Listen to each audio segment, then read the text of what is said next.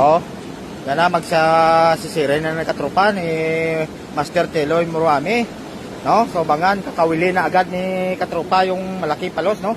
Estimated ni Master na sa 16 kilos to mga kasiman. Pero may extra pa akong kawil, no? Ito, no?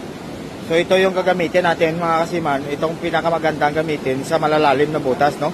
Kahit hindi mo nakikita ang palos, pero nararamdaman mo yan ang palos kasi malambot yan. Saka mo kawilin, no? So bangan natin mga kasiman kung kawil ni katropa. Kasama natin si Tarok Vlog and si Kalod Santer, no? 5 vlogger to nakatira, no? Na kasama, no? Ito si Kalodso. Ano? 5 vlogger ang nandito mga kasiman. Pero yung dalawa, alalay, tapi kabalo ko magsuway. Hamrasada yun. Oh, pagkawil ni katropa mga kasiman, paglabas ng palos, kawilin agad ni Kalods, no? So abangan natin mga kasiman kung gaano talaga kalaki na palos to mga kasiman, kasi estimated ni Master ito mga kasiman nasa 16 kilos ito na palos eh.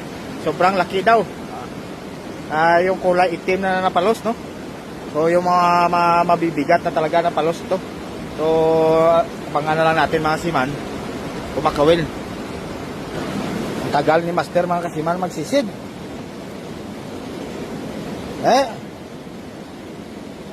Why na sa? Why na? Ate wala siguro eh. Hindi pa siya bumalik mga kasiman.